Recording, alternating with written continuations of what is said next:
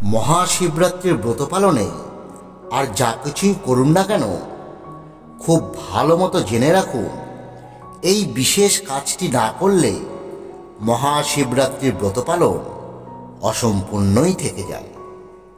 নমস্কার বন্ধুরা, আমাদের চ্যানেলে নতুন একটি ভিডিওতে আপনাদের সকলকে স্বাগত।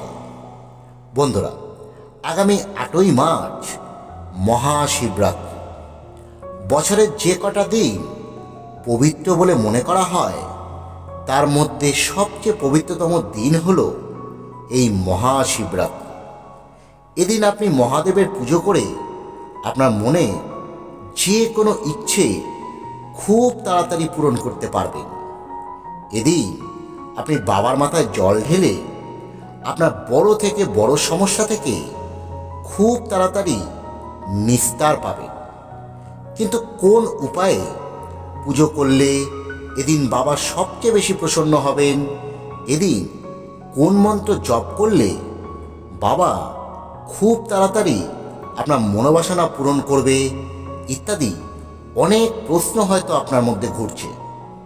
আবার অনেকে অনেক বিধানও হয়তো দিচ্ছে। কিন্তু শাস্ত্র বলছে, এই শিবরাত্রির ব্রত পালনে আপনি আর যা কিছু করুন আর না করুন, এই একটি বিশেষ কাজ যেটি না করলে শিবরাত্রির ব্রত পালন অসম্পূর্ণ থেকে যায়। কি সেই কাজ? আসুন বিস্তারিতভাবে জেনে নিই। সঙ্গে জেনে নিই শিবরাত্রির ব্রত পালনে বিশেষ কিছু গুরুত্বপূর্ণ কথা। সঙ্গে থাকুন আমাদের। ভিডিওটি একদম স্কিপ না করে প্রথম থেকে শেষ পর্যন্ত দেখুন। আর ভালো লাগলে চ্যানেলটিকে অবশ্যই সাবস্ক্রাইব করে রাখুন। বন্ধুরা, মাথায় রাখবে, ভোলেনাথ হলেন এমন একজন দেবতা যিনি শুধু এবং শুধুই ভক্তিতে তুষ্ট। তার পুজোর জন্য না প্রয়োজন কোনো আচার, না প্রয়োজন কোনো উপাচার। আপনি মন থেকে ওনার উদ্দেশ্যে যাই করবেন, উনি তাতেই তুষ্ট হন। তবে এদিন বিশেষ কিছু উপায় করলে আপনি খুব ভালো ফল পাবেন। যেমন, আপনি যদি সম্ভব হয় তাকে 4 প্রহরে জল অর্পণ করবেন, অথবা 4 প্রহরে 4 প্রকারের দ্রব্য দ্বারা তার অভিষেক করবেন, এবং 4 প্রহরে আলাদা আলাদা মন্ত্র জপ করবেন। কোন প্রহরে কি মন্ত্র জপ করবেন, কোন দ্রব্য দ্বারা অভিষেক করবেন, সে বিষয়ে আমরা এর আগে আরেকটি ভিডিও করে রেখেছি। তার লিঙ্ক আমরা ডেসক্রিপশন বক্সে দিয়ে রাখব, সেটিও অবশ্যই দেখে নেবেন। আপনারা যদি এই মন্ত্রগুলো জপ করতে না চান, অথবা এই বিশেষ দ্রব্য দ্বারা অভিষেক করাতে না পারেন, তাতেও কোনো অসুবিধা নেই। শুধুমাত্র নমঃশিবায় মন্ত্র জপ করতে করতে আপনারা বাবার মাথায় দুধ বা জল ঢালুন। তাতেই আপনার 4 প্রহরের জল অর্পণ বা দুধার্পণ সম্পন্ন হবে। এদিন বাবাকে তার পছন্দের কিছু জিনিস অবশ্যই অর্পণ করবেন। যেমন, বেলপাতা ছাড়া বাবার পুজো অসম্পূর্ণ। বাবাকে এদিন অবশ্যই বেলপাতা অর্পণ করবেন। বেলপাতা অর্পণ করবার সময় খেয়াল রাখবেন, বেলপাতার মসৃণ অংশটি বাবার মাথায় যেন স্পর্শ করে থাকে। বাবাকে তার পছন্দের ফুল, যেমন যে কোনো সাদা ফুল বা ধুতরা ফুল বা আকন্দ বা করবী বা নীলকণ্ঠ ইত্যাদি, তার যে কোনো পছন্দের ফুল অর্পণ করবেন।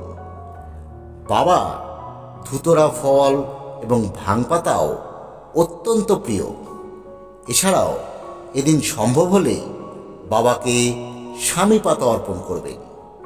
বাবাকে ভস্য অর্পণ করতে ভুলবেন না।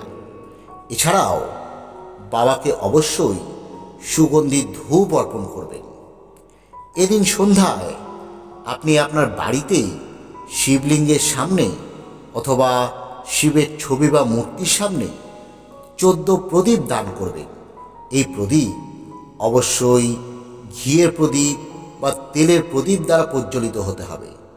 এদিন 14 প্রদীপ দান করলে আপনি মনের মতো ফল পাবেন।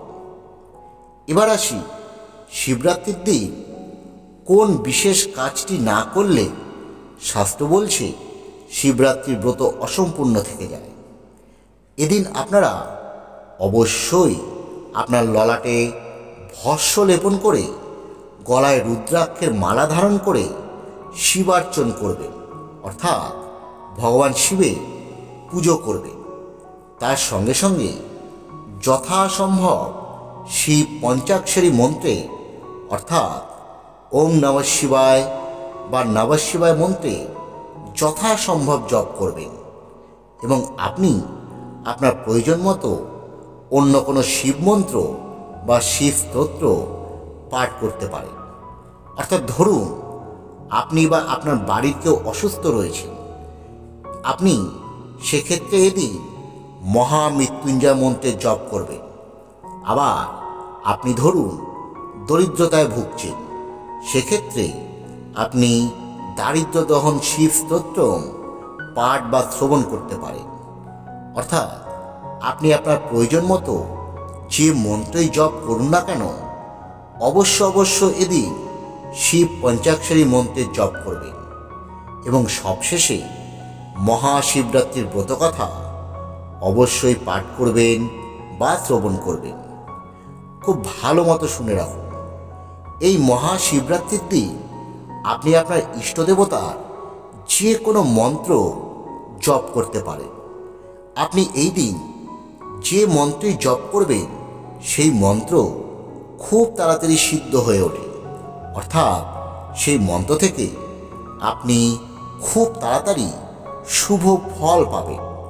ধরুন আপনার ইষ্টদেবতা স্বয়ং বজরংবলী, এদিন আপনি হনুমান চালিসা পাঠ করতে পারেন, অথবা আপনার ইষ্টদেবতা ভগবান গণেশ, সেক্ষেত্রে আপনি ভগবান গণেশের যে কোনো মন্ত্র জপ করতে পারেন বা তার কোনো স্তোত্র পাঠ করতে পারেন। এছাড়াও আপনি শিবের যে কোনো মন্ত্র বা যে কোনো স্তোত্র পাঠ করবেন, কিন্তু অবশ্য নমঃ শিবায় মন্ত্র বা ওম নমঃ শিবায় মন্ত্রে যথাসম্ভব জপ রুদ্রাক্ষের মালায় আপনাকে করতেই হবে। বন্ধুরা, আপনারা যাই করুন না কেন, আপনি যেটুকুই করুন না কেন, তা করবে একদম ভক্তি ও নিষ্ঠার সঙ্গে। দেখবে তাতেই আপনার শিবরাত্রির ব্রত পূর্ণতা পাচ্ছে, আপনি আপনার মনের মতো ফল পাচ্ছেন। ভিডিও যদি ভালো লাগে অবশ্যই লাইক করুন, অন্যদের মধ্যে শেয়ার করুন।